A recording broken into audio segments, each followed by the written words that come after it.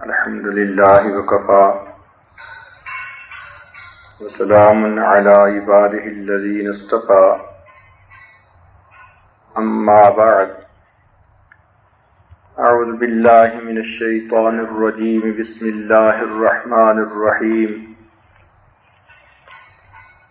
يا أيها الذين آمنوا قوا أنفسكم وأهليكم نارا وقودها الناس والحجارة قال الله تعالى في مقام آخر إنما أموالكم وأولادكم فتنة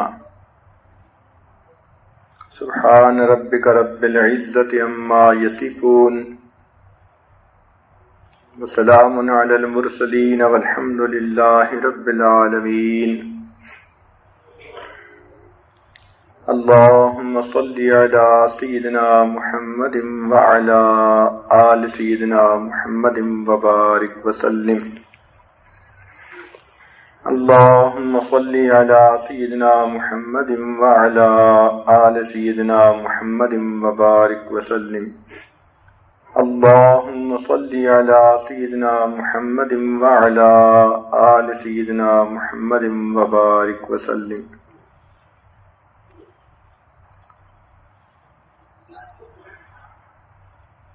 ہر انسان کے اندر اللہ رب العزت نے ایک فطری خواہش رکھی ہے کہ جب وہ جوانی کی عمر کو پہنچے تو شادی کے بعد صاحب اولاد ہو جائے۔ اولاد کا ہونا ایک خوشی ہوتی ہے، اولاد کا نیک ہونا دگنی خوشی ہوتی ہے۔ اسی لیے جب بھی اللہ رب العزت سے اولاد کی دعائیں مانگیں تو ہمیشہ نیک اولاد کی دعائیں مانگیں۔ بچوں کا نیک ہونا، ماں باپ کا اپنی اولاد کی تربیت کرنا، یہ اللہ رب العزت کو بہت پسند ہے۔ حضرت لقمان علیہ السلام نے اپنے بیٹے کو نصیحتیں کی، پیاری پیاری باتیں سنائیں، اللہ رب العزت کو اتنی اچھی لگیں کہ ان کو قرآن مجید میں نقل بھی فرمایا اور سورت کا نام بھی لقمان رکھ دیا۔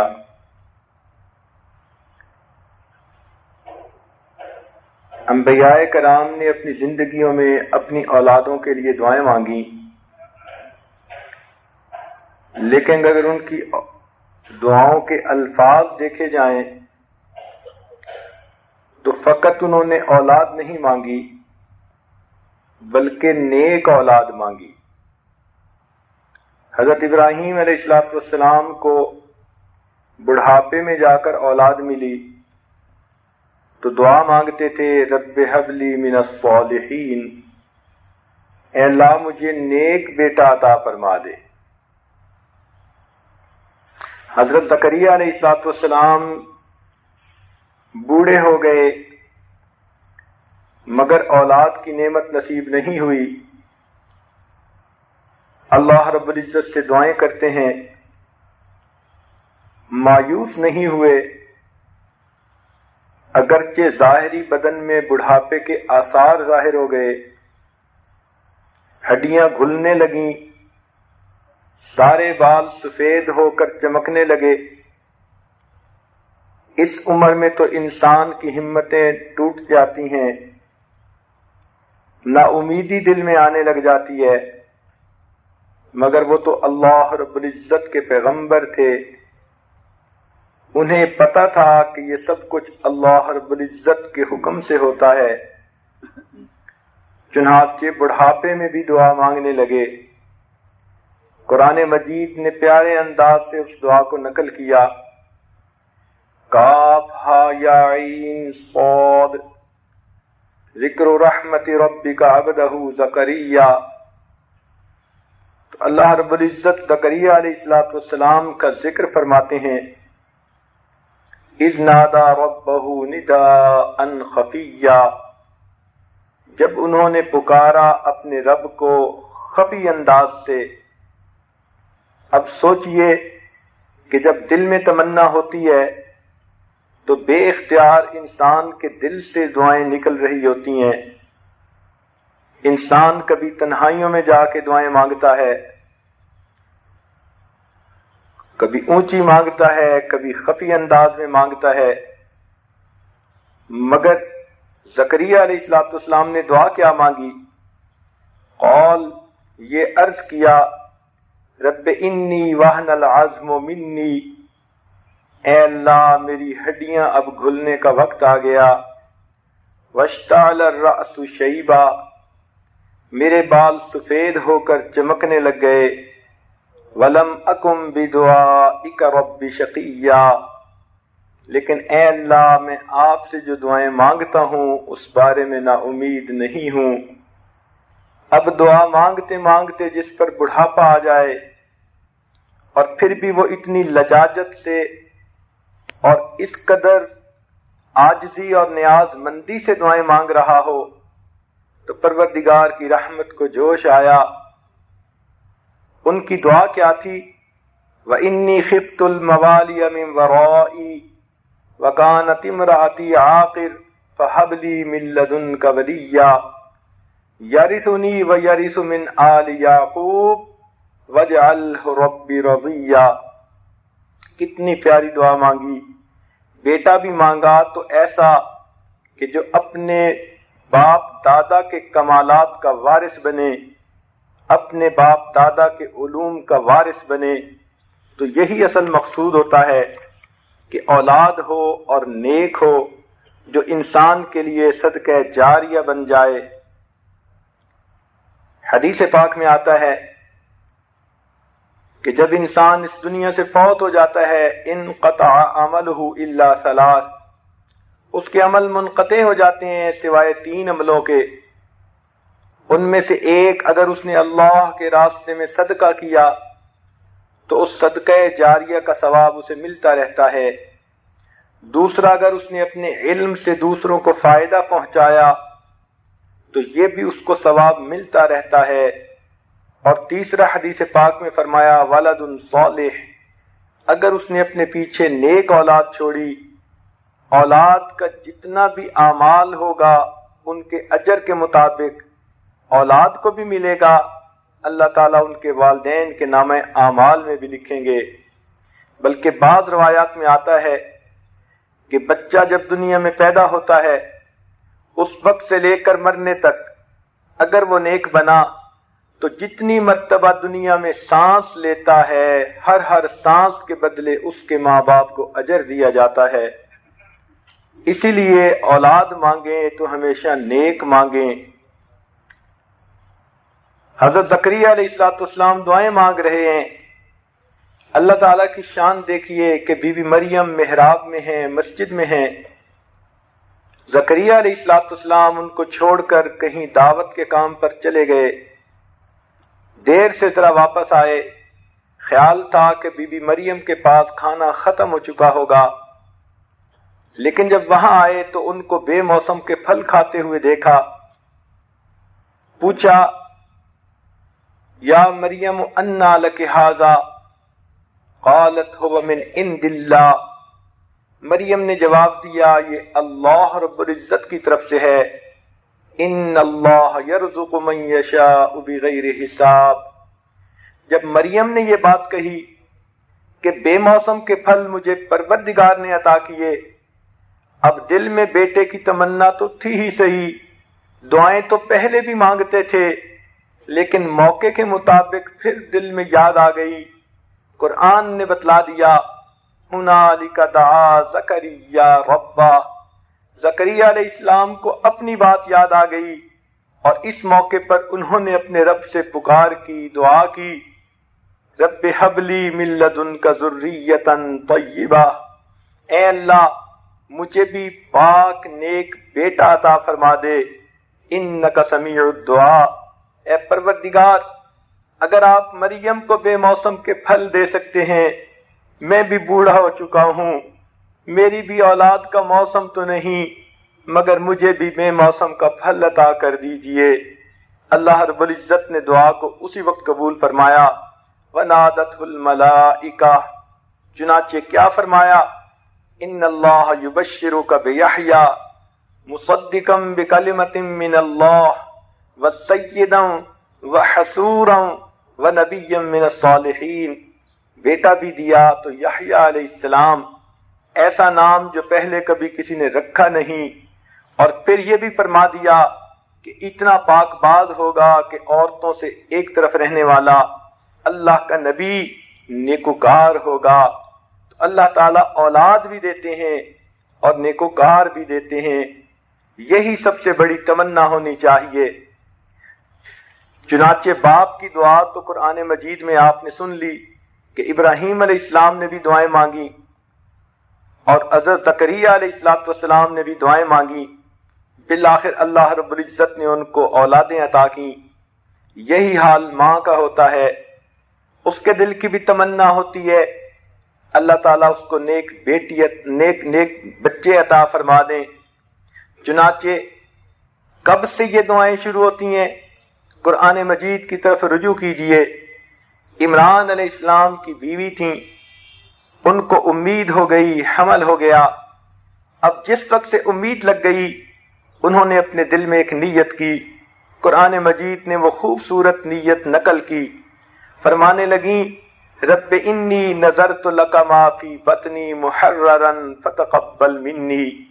सरापा इज्ज़ो नियाज बन गई, सरापा दुआ बन गई, अपने परवरदिगार के हुजूर दामन फैलाकर दुआ मांगी, ऐ मेरे मालिक, जो कुछ मेरे बतन में है मैंने उसको तेरे दीन के लिए वक्फ कर दिया, ए अल्लाह उसको मुझसे कबूल फरमा लीजिए। अभी तो बच्चे की पैदाइश ही नहीं हुई, अभी तो फकत बुनियाद पड़ी है, उम्मीद लगी है, मगर माँ को उस वक्त से फिक्र होती है कि मेरी होने वाली औलाद नेक बन जाए। चुनाचे उन्होंने उस वक्त से दुआ मांगी, रब्बे इन्नी नज़रतु लका मा फी बतनी मुहर्ररन फतक़ब्बल मिन्नी। तो सोचिए, नेक औलाद के लिए माँ बाप कब से दुआएं मांगनी शुरू कर देते हैं। उलमा ने लिखा है कि कुरान मजीद की ये जो आयत है, अगर कोई भी औरत हमल के बाद इस दुआ को कसरत के साथ पढ़ेगी तो अल्लाह रब्बुल इज्जत उसको नेक पाक औलाद अता फरमाएंगे। और ये हमारे मशाइख का दस्तूर रहा और उन्होंने तस्दीक भी की कि जो हामला औरत भी अय्याम हमल में इस आयत को पढ़ती रहती है वक्तन फवक्तन, रब्बे इन्नी नज़रतु लका मा फी बतनी मुहर्ररन फतक़ब्बल मिन्नी, तो उसकी इस नेक नियति की वजह से अल्लाह ताला उसको नेक औलाद अता फरमा देते हैं। यहां से माँ बाप की दुआएं हैं, अभी बच्चे की बुनियाद पड़ रही है। और कब तक माँ बाप की तमन्नाएं रहती हैं कि औलाद नेक बन जाए, जब तक इस दुनिया से रुखसत नहीं हो जाते। चुनाचे कुरान पाक की तरफ रुजू कीजिए। हज़रत याकूब अलैहिस्सलाम ने अपनी मौत के वक्त अपने बेटों को जमा किया। फरमाया, कुरान मजीद में फरमाया गया, अम कुंतुम शुहदा इज़ हज़र याकूब अल मौत इज़ क़ाल लिबनीहि मा तअबुदून मिन बादी। अब देखिए, मौत का वक्त आ गया। उस वक्त याकूब अलैहिस्सलाम अपने बच्चों को इकट्ठा करके उनसे पूछते हैं, मेरे बेटो, मेरे बाद तुम किसकी इबादत करोगे। चुनाचे जब बच्चों ने अच्छा जवाब दिया कि हम आप ही के इलाह की इबादत करेंगे तो खुश हो गए। अल्लाह ताला ने कुरान पाक में फरमा दिया, ववस्सा बिहा इब्राहीम बनीहि व याकूब, और वसीयत की इब्राहीम ने और याकूब ने अपने बेटों से, या बनिया इन्नल्लाह अस्तफा लकुमुद्दीन फला तमूतुन्ना इल्ला व अंतुम मुस्लिमून।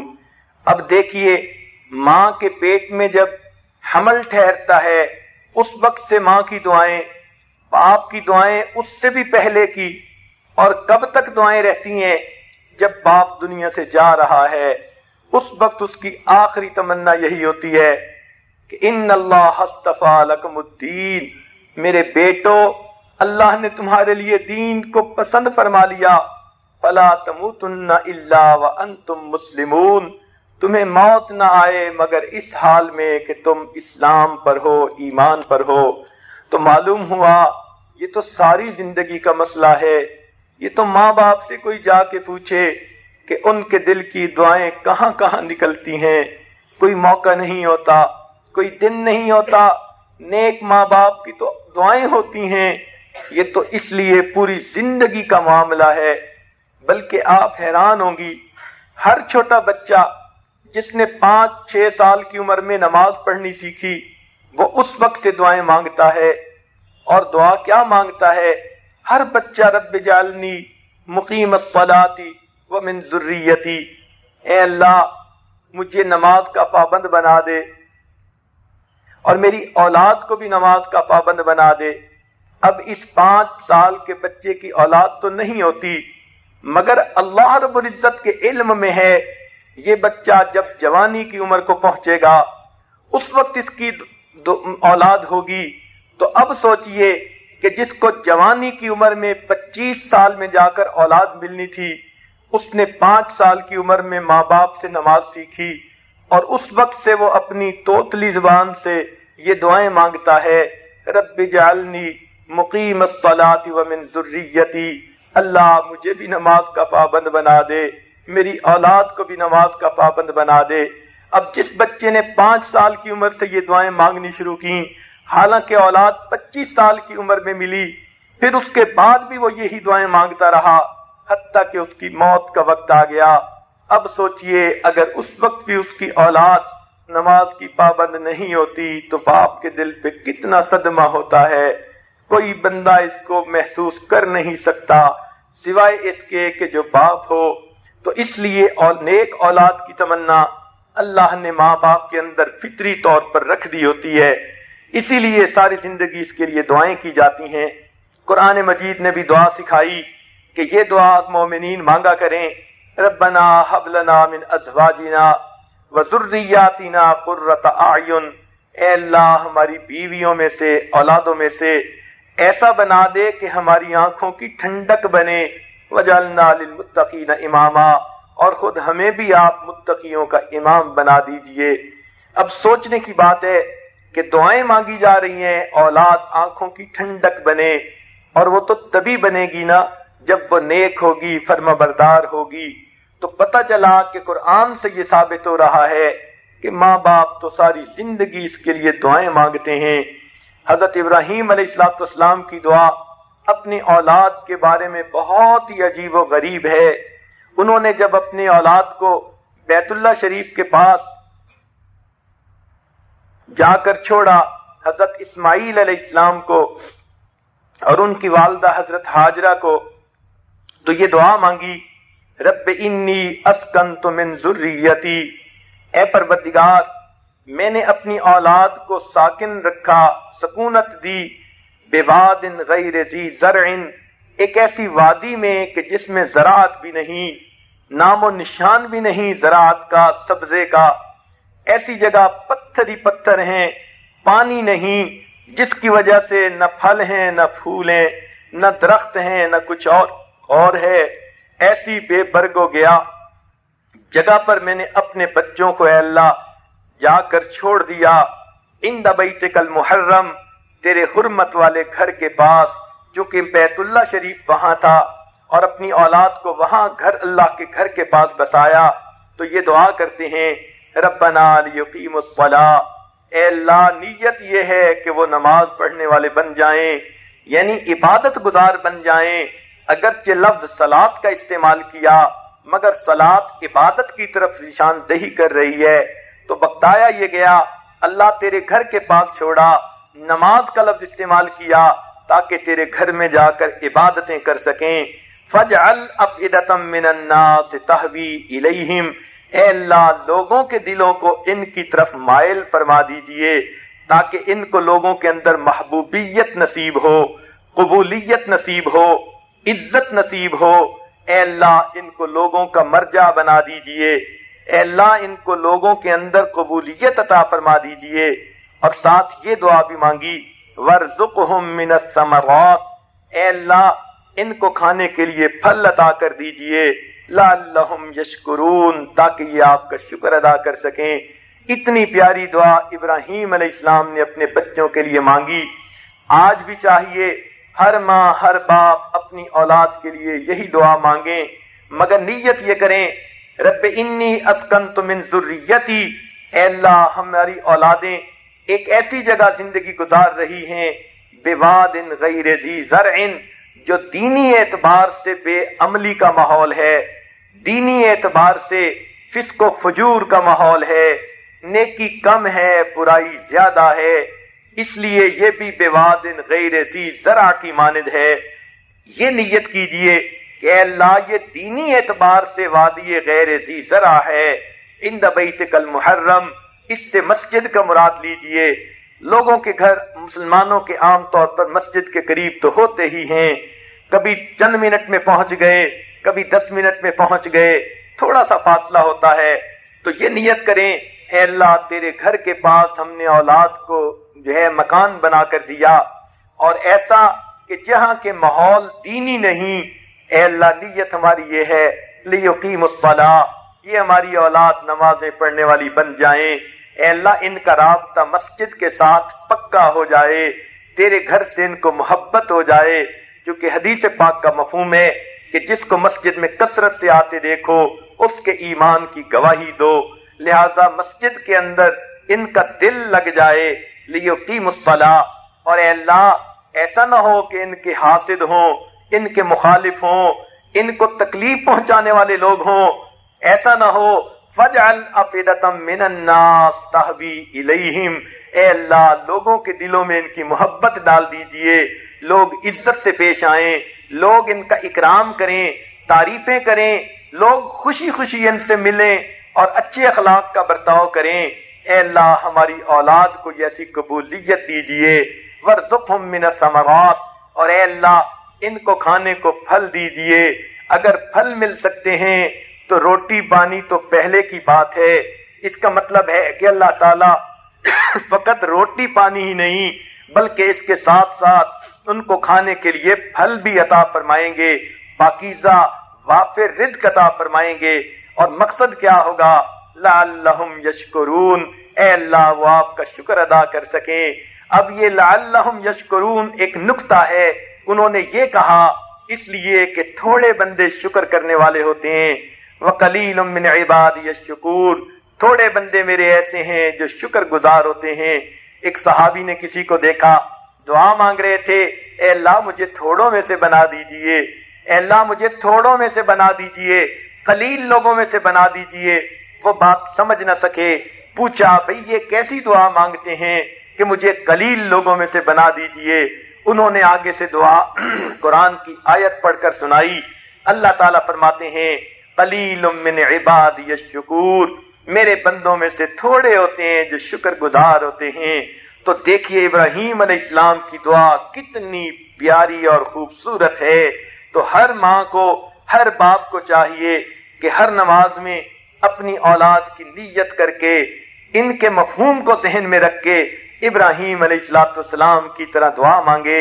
اللہ تعالیٰ نے جیسے ابراہیم علیہ السلام کی اولاد کو عزتیں بخشیں، ان میں انبیاء کو پیدا کیا، اسی طرح اللہ آپ کی اولادوں میں سے اولیاء کو پیدا فرمائیں گے۔ جس طرح ابراہیم علیہ السلام کی اولادوں میں سے اللہ نے سید الانبیاء کو پیدا کیا، اللہ آپ کی اولاد میں سے کسی کبار مقام کے ولی کو پیدا فرمائیں گے۔ جس طرح اللہ رب العزت نے ان کو وافر رزق عطا کیا، آج دیکھیے عرب ملکوں کے جتنے لوگ ہیں ابراہیم علیہ السلام کی اولاد میں سے نیچے آ رہے ہیں، اللہ نے آج بھی ان کو کھانے کے لیے پھل عطا کیے۔ لہذا اس دعا سے فائدہ اٹھائیے، اللہ رب العزت ہماری اولادوں کو نیک بنا دے۔